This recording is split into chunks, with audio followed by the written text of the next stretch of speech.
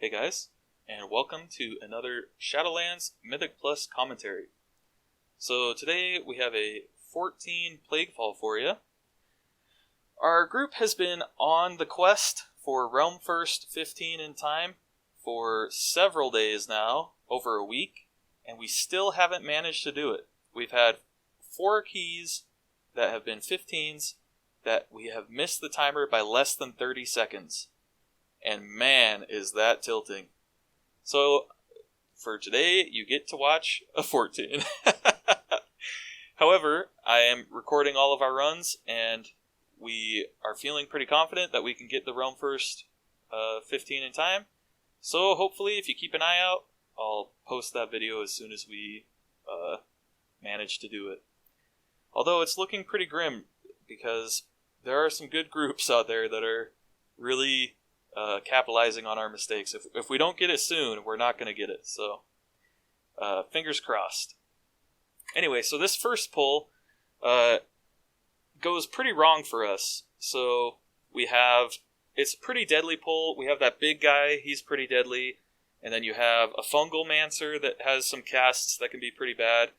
And then you have a fungi stormer who does the fungal storm that is pulsing AoE damage to everybody. And that's really bad. You need to make sure you stop that. And to top it all off, we managed to accidentally pull this Plague Rock in with it. So we decided at this point it's faster to just die than to kill that Plague Rock. It was an on-the-fly call. I'm not sure if it was the right call. Maybe we should have just killed the Plague Rock. But if we had, it would have thrown off our Prideful count. So the way we have our routes lined up is that we want to make sure that right before a boss, because this is a tyrannical bolstering storming week, we want to make sure that the Prideful spawns right before we go into the boss fight, so that we have the Prideful buff for its maximum duration during a boss, because the bosses this week are particularly hard, right? So if we killed that Plague Rock, there's a chance that it would have made our Prideful spawn somewhere that we don't want it, and we're not going to get the most effectiveness out of it. So we decided just to, kill ourselves and come back. But then, during the run back, our healer accidentally body pulled the Plague Rock that was flying by, and so she had to die again and then run back. So we've lost, we've had 5 deaths already, and we've lost a decent amount of time to running back, right? However, as you'll see, we managed to make it up, which is good, because it goes to show that you shouldn't just abandon a run as soon as one thing goes wrong, because things will go wrong. There are very few players who, honestly, there's no players who will play perfectly every single key, and there are very few players who can play perfectly through a single key. It's likely that you'll make at least one mistake. It may be big, it may be small, and just because you will make one doesn't mean that you should give up the key as soon as it happens.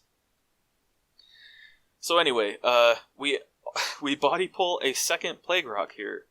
This is not good. We did not have this in our route, and if we had killed the first Plague Rock, we decided to kill this one. So if we had killed the first one and killed this one, then it guaranteed would have thrown off our Prideful, and we wouldn't be able to have it for this first boss. But because we just killed that one, it means that one of the 2 big boys up here in this boss room, as soon as we kill one of them, Prideful will spawn rather than killing both of them.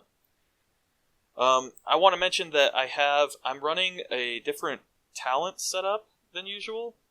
So you can notice right here, I'm not using Searing Nightmare. That's because I don't have it talented. It's, like I said, it's tyrannical bolstering. As you can tell, all those things got bolstered like crazy. And one of our mages pulled Threat and died. Because it's tyrannical, and we're not super used to these boss fights yet, and we're not entirely sure, just how much damage we need, I decided to run a more single target build. I figured because we have 2 fire mages, they can combust all the trash and, pull the majority of the weight for the trash, and then I'll pull the majority of the weight for for the single target boss fights. It turns out that it's not worth it. If you're going to do a dungeon like this, even at this 14 tyrannical, you're better off just running multi-target AoE talents. So Searing Nightmare, Surrender to Madness, Shadow Crash, that kind of thing. I get super lucky and I dodge that belch right there. It lands like less than a yard away from me. It happens again here in a couple seconds. I think this one right here. No, not that one. Maybe the next one. So anyway, we should not have pulled both of these big guys at the same time. You'll notice there's like 10 slimes out right now. And even with our 2 fire mages casting their frost rings or whatever on them, it's not enough. You should just pull one of these at a time. But our monk was feeling like the key is maybe going to not go so well if we don't try and make up time. So she decided to pull this extra stuff or do a more risky pull to save time. Whether it was worth it or not, who's to say, really? We do manage to kill both of them, and we managed to get Prideful right before the boss, which is good. So, and nobody dies, so it's like not that big of a deal. But there was no point in making that pull a double pull rather than just one at a time. It just causes extra stress and makes people have to run around and go crazy or whatever. So, okay, so we're killing this Prideful right before the boss. Something I mentioned in the other video, something we do with these Pridefuls is whoever has it doesn't move, and then everybody else moves around them. And we try to do that as often as possible. There are times where you do have to move a little bit if you have it. Let's say you're a fire mage who's combusting, and the tank is pulling the ad away from you, and it gets to the point where it's about to be out of your range. In that situation, you need to move, right, to get closer so that you can keep combusting. But other than that, yeah, usually we just try and stay still and other people move around us. So this first boss has some pretty important things. He does this Beckon Slime ability, where he summons 1 big slime and 3 small slimes. You have 2 choices here. I guess you have 3 choices here, really. You can, 1, kill all the slimes and then go back to the boss. You can, 2, end-cap the big slime, like this, paralyze him, or some other kind. You can do turn evil if you're a paladin, something like that. They're aberrations, so not a whole lot of stuff works on them, but so you can stop the big slime and kill the small slimes, or the third option is you tunnel the boss and you CC all the slimes. And ideally, you would want to just tunnel the boss and CC all the slimes. However, it becomes really hectic really quickly because you have to do a lot of damage and you have to do it pretty quick, or else you end up in this situation where you have 2 big slimes and 6 small slimes. And so even with a decent amount of CC like we have, our Dragon's Breaths, our Ring of Frosts, me doing Psychic Scream and Psychic Horror, none of that, I mean, even with all of that, we're not able to stop everything. Even with our Paralyze and our Turn Evil, all of that stuff, and we still can't stop them. So we decide it's better, you're pretty much always better off killing the 3 small ones and then, taking care of the boss. But I guess it depends on how much damage you have. If we just did more DPS to the boss, then we wouldn't have to worry about these other slimes. The other thing I should mention is those Plague Stomps. They knock you back, so they do like a burst of damage at the beginning when they knock you back, and then they leave a dot on you. The dot is a disease, and priests can dispel diseases. So what I like to do for that Plague Stomp is when I see it's about to be cast, I Power Word Shield myself to try and help with the initial damage. And then as soon as I land and I get the disease on me, I dispel the disease. That way I'm taking very little damage from that ability, and our healer can focus on healing other people, and I can focus on doing damage instead of trying to stay alive, right?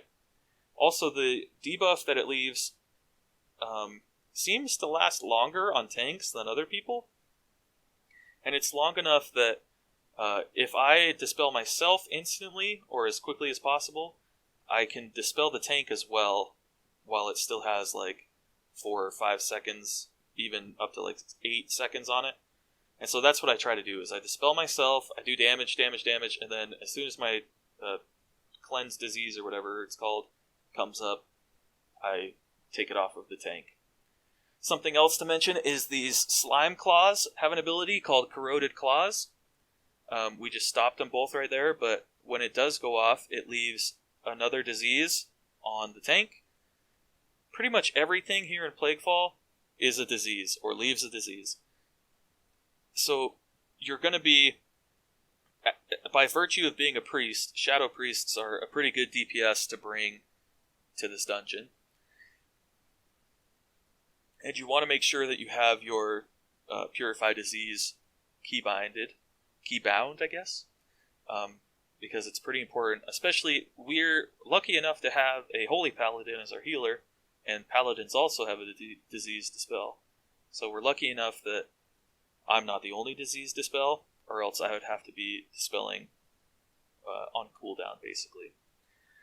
This pull, we also get a Plague Rock. We did not intend to pull that Plague Rock, but we ended up pulling it anyway. So that's 3 Plague Rocks in this dungeon already that we've accidentally pulled. Whether it be because a Fire Mage spreads Ignite to it, or tab targets it, or we end up having one of those little shroom guys pulling one. Whatever. We've pulled 3, not on purpose, so it's pretty important that you make sure that you pull everything away from those Plague Rocks, because they just love to get pulled into packs that you're not trying to pull them into. Right here, our healer is running a trinket that is supposed to do like a really big heal when the target it's put on takes lethal damage. So she put that on our tank, and then our tank died. So usually what was expected to happen is that she would put it on the tank would take lethal damage, and then she'd get this really big heal. But what ended up happening is the tank just died, and then we all had to scramble. Luckily, we were able to take care of the pull, and it's not that big of a deal, although now we're up to 8 deaths, which is an entire 40 seconds off of our timer, which is not great. But it's kind of weird, because it seems like timing 14s is not very hard, but timing a 15 is super hard. For instance, we did this Plaguefall. We did a Plaguefall 14 earlier tonight with a different group, with a Demon Hunter tank and a Ret Paladin, instead of one of the Fire Mages and our Monk tank right now. And we 2-chested the 14, and we did it twice, actually. We did 2 14 Plaguefalls, and we 2-chested both of them. And then we did a Plaguefall 15 with a similar group to this one. We had a Demon Hunter tank instead, and we couldn't time it. We couldn't even get past the first boss without having all sorts of big problems. So I'm not sure if it's just that the step up from a 14 to a 15 is too big and we're just having a hard time, or if maybe we're not playing as cleanly. There's some nerves or something that come in when we hit 15 rather than 14. Whatever it is, it seems to be quite the problem. So right there, our Prideful spawned, and our tank either wasn't paying attention or didn't care, and she ended up pulling another group into it. We typically try to avoid that because Prideful is pretty deadly, and it's hard to heal through, and so adding, more abilities and stuff on top of it make it even more difficult. So we've had several mistakes already. However, we're just, keeping on, keeping our heads down, doing damage, working our way through the dungeon. These slime tentacles are pretty deadly. They'll cast, Crushing Embrace or something, where they grab somebody and start throwing them around. That's pretty deadly. You can stun it, or what we typically do is just burn it, kill it really fast, and ignore everything else. But yeah, you can stun it, you can fear it, all sorts of stuff. It's not a huge deal. And especially because this is a tyrannical week instead of fortified, it's not going to kill anybody. It's just going to hurt. So it's not, nobody really cares too much about it. Right here we have this, that's the Crushing Embrace. Right now it's on our tank. You can see our tank's getting thrown around like a freaking ragdoll. Right here we have this virulent Blightweaver. Oh, Virulax Blightweaver, who is like the mini boss before the first boss. He spawns these plague borers, and these plague borers, when they reach a certain time, they have like a red timer above their heads, like a bomb, which is exactly what it is, because when the timer finishes, they blow up, and they do damage to any ads that are inside of the circle, so including, players or ads or whatever. So you want to make sure that you can use them to blow up trash, which is super helpful and nice, or if you're not going to use them to blow up trash, you want to make sure that when they are about to blow up, everybody gets away from them, or else you're going to blow up and die.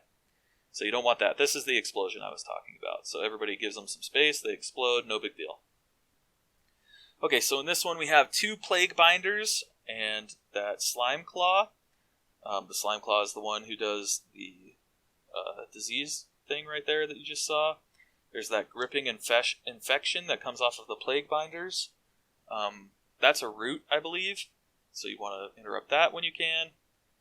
But yeah, other than that, we just try to pull this stuff back, stay away from that platform, because as soon as you kill one of the packs on one of these mostly these 2 close platforms, but I think it's any of the 4.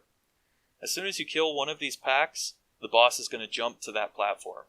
So you want to make sure that nobody's over there to pull the boss, because you want to clear the platforms before you start the boss fight. So the boss jumped to that first platform, now he jumped to the second platform, which is why we are pulling this stuff over to the corner here. However, the new affix Storming is really, really annoying, especially in a tight space like this where we can't run too far towards the boss. It's not bad, not so bad for range DPS, and we have triple range, so it's making this not too bad. But like in that key that we did with the Ret Paladin, man, there was a lot of whining going on because we had 2 melee, our Holy Paladin and our Ret Paladin and our tank, and they had like no room to move. So right there, we're doing a pretty bad job of avoiding this prideful buff thing on us that we're supposed to avoid. It ends up stunning me, it stunned our healer, it stunned one of our fire mages. It almost stunned our fire mage again right there. So it can be hard when there's like a piece of terrain in the way like this, because the prideful buff will go through the terrain and stun you. So you need to really make sure you know where it's going and get out of the way. So right here, this is ideally where the prideful would spawn, but because we've screwed up the route so much, we already killed the prideful. So you want to kill this pack, and then spawn prideful, and then kill the prideful, and then pull the boss, right? Because like I said before, you want to have as much time with prideful on the boss as you can.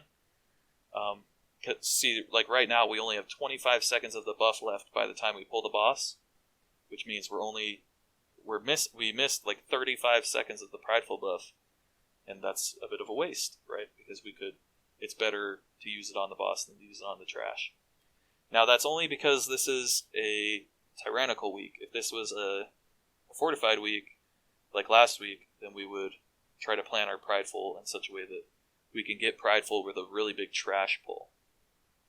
So this boss has some pretty interesting mechanics. He'll jump to a different platform and cast this virulent explosion thing, which spawns a green slime, and he also spawns a purple slime.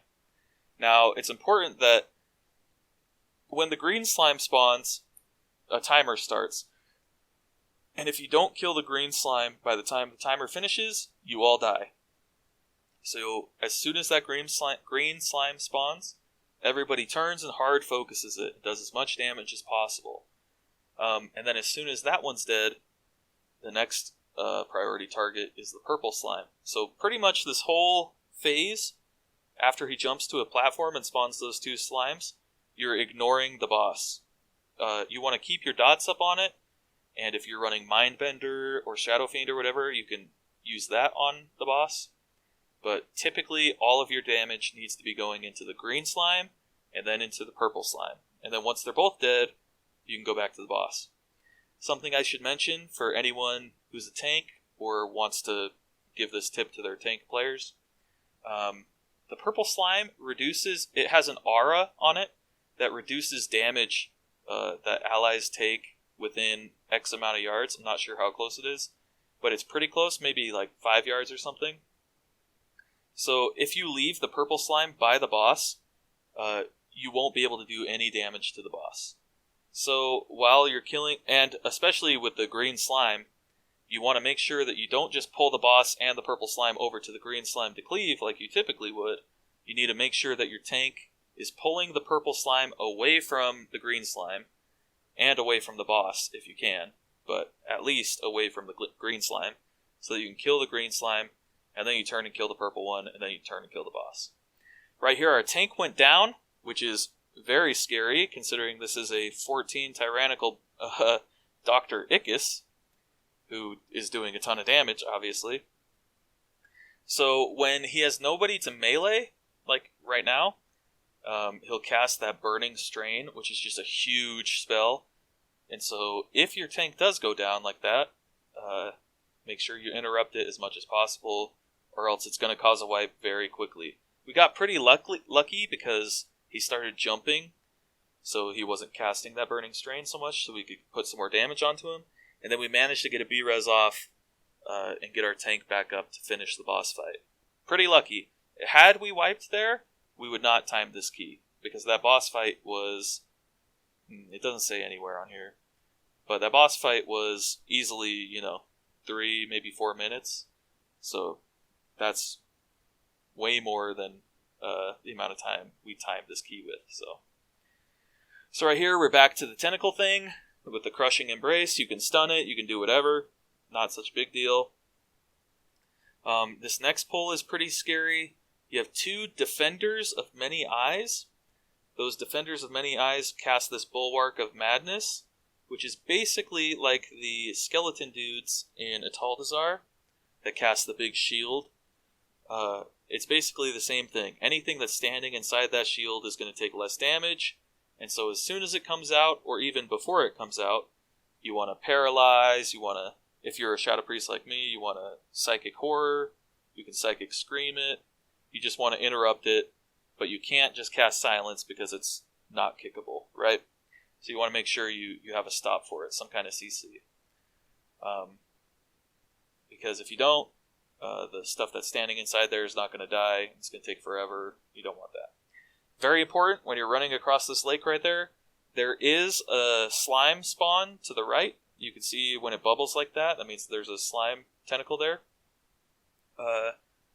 Do not body pull that, because if you pull that slime, it's super hard to kill, because it's like way out in the middle of the lake, and so you can't really have melee out there, which makes it really hard to tank it, which means it's just a huge pain in the butt to kill. So if you're going to walk by that, rather than like Door of Shadows or some other teleport ability to get across, if you're going to walk by, don't body pull it. Make sure everybody knows that that tentacle is there, because it can just completely destroy your run. So this next little area has some pretty scary things in it. It's got these venomous snipers that call Venom Fangs. You can interrupt that. It just adds like another little pet ad. I'm sure you've seen it. That one just got off. You can see the ad just spawned. The Ambushers cast 2 abilities, Ambush and Stealthlings. The Ambush is kind of deadly, and on high fortified keys, that's something you're going to want to stun probably. And the Stealthlings, it spawns like, let's say 10 little ads called Stealthlings. And they start off in stealth, and then they have a cast called Ambush, and after a certain amount of time, if the cast gets off, they all jump on a random player, and they do a ton of damage, and you just die. So you can, if you stun them, or Dragon's Breath, or some kind of hard CC, there's a lot of things in here that you can just hard CC, and they'll stop doing whatever super deadly thing they do is. So those Stealthlings, for instance, if you Dragon's Breath them, if you Psychic Horror them, they'll stop casting their ambush thing, and you can pretty much ignore them. although you do want to kill them. So, if you're not going to stun it and you're going to let the Stealthling spawn, then remember that they're there and kill them or stun them or whatever. So right here, our Prideful spawns 1 pack too early again. That's just because of all the extra stuff we've been pulling. I'm pretty sure that we would rather have it on the boss, like I've said before, but who knows? So we get some Stealthlings right there. You have the Defender of Many Eyes that still casts the Bulwark thing. You have that Venomous Sniper dude who just casts Shoot on everybody. And that's not kickable, so you want to, on a high fortified week especially, you want to make sure that you know who he's casting it on and you stun him, or you use your Power Word Shield or even Dispersion if you need to. So here we're going into boss number 3. If you take a look at the bottom right corner, you'll see the overall damage done for this dungeon. And this is basically why I think it's bad, or at least it wasn't as good to run the talent setup that I ran in this dungeon. I'm at the bottom of the DPS for 3 DPS. I'm only 1,000 DPS above the tank, so not great. And even on a single target fight like this, I'm not winning. I'm not pulling the majority of the weight. So why would I run talents that are bad for AoE if they're not even going to be putting me as the best for single target, right? And later on, we actually ran a 14 Plaguefall just like this, where I did run Searing Nightmare, and I ran all of the Surrender to Madness, Shadow Crash, all that stuff, the regular AoE build, and I did more overall damage, and I was also not really missing any single target damage. Although, I mean, you do miss a little bit, but not a ton, considering that this is not a straight-up patchwork single target fight. You have to run around, you have to dodge tornadoes, you have to take this shadow ambush thing out, all that stuff. There's ads that spawn and come in. So really, a full single target build, especially in this dungeon, is just not worth it. So these Brood Assassins, they spawn in the center of those spiderweb things. It's super important that somebody gets them out. So if you're running Shadow Crash, you can cast Shadow Crash on them, and it will pull them out of stealth. You can run over to them. Usually what we do is we have the tank run over to them and drag the boss to them, and then they just get cleaved out of stealth. But if you have like hunters and stuff, you can cast Flare, or you can cast Traps, and all of that stuff works to get them out of stealth. You basically just need to get them out of stealth as fast as possible, because they cast this big AoE damage that leaves a disease dot on everybody. At least I think it's a disease. It doesn't look like one here, though, because usually my party frames light up if it's a disease that I can dispel. So maybe it's not. Oh, yeah, it's nature. That's good timing. So anyway, maybe you can't dispel that, but it's super deadly, and you want to make sure you get as few stacks of that as possible, so you want to get them out ASAP, and then you burn them down. So anyway, this is the last set of Brood Assassins. That's basically all you have to worry about. The other thing is you need to worry about solitary prey, where somebody's not within 5 yards of you or whatever. If you stand like that for too long, then the boss will wrap you up in a web, and they'll have to break you out, or you'll just die. But down here, there are some slimes in the corner here that a lot of people don't know about. These are really easy percent that you can get. There's one purple slime, which is exactly like the purple slime that the boss spawns. So you want to kill that one first, because the other slime is taking reduced damage.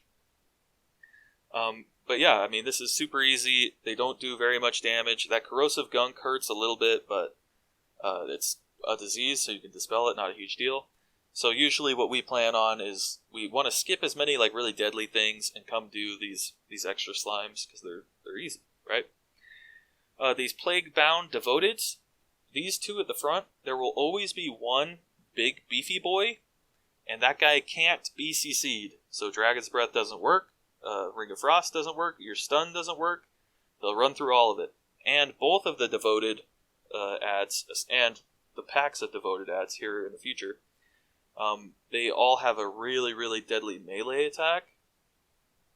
So you want to make sure that your tank is kiting them, and if your tank doesn't have threat or you pull threat for whatever reason, you get the crap out of there, man, because they will one-shot you even on a tyrannical key like this. So you want to burn down the big beefy guy as fast as possible, and then work on the other guys. And then you don't want this, especially on a bolstering week. I guess it's really only important on a bolstering week. But this Ichor Bileflesh guy, he phases to the other packs at like 66% health, and then like maybe it's 60% and 30%, something like that. But it's health based, so you want to make sure that he doesn't get these other packs in combat with you before you kill the first pack. Like right here, he's going to do it. And it's bad because it'll bolster the other packs if they're in combat with you. Right there, we got super lucky and they weren't in combat with us by the time everything died. But if they had been, then they would have had 2-3 stacks of bolstering, and we would have to burn through them, and they'd be more deadly, and it would just be bad. So you want to make sure you're not focusing that Ichor guy.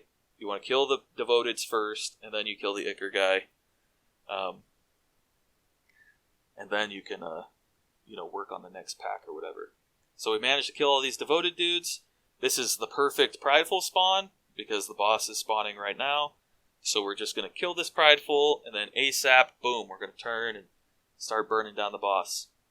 One other thing I wanted to mention here is you can see those two guys with the umbrella standing there. They're kind of hard to see. It was like that dark circle. I'm playing Venthyr, and I'm running the Theatar Soulbind. A lot of Shadow Priests that do Mythic Plus especially, you'll see are running Necrolord. And they won't have those two guys standing on top of each other with the umbrella. But because I'm running Theatar and I'm Venthyr, that's one of the conduits in my Soulbind. Every so often they'll spawn and there will be a circle that I can stand in. It's just like the shade, basically. And when I stand in it, I get 500 mastery. So it's very important that if you're playing Theatar, Venthyr, Shadow Priest, and you see those guys spawn, it's really a huge help to stand in that, because it just makes your mastery so much higher. So right here we have the Malignants that are spawning, the Malignant spawns. There's the Tubbins and Gubbins guys that I was talking about. I'm not going to stand in them because I need to dodge these giant tentacles. And then you have these Plague-bound Devoteds that spawn. These Devoteds are just like the other ones. They have a really big melee attack.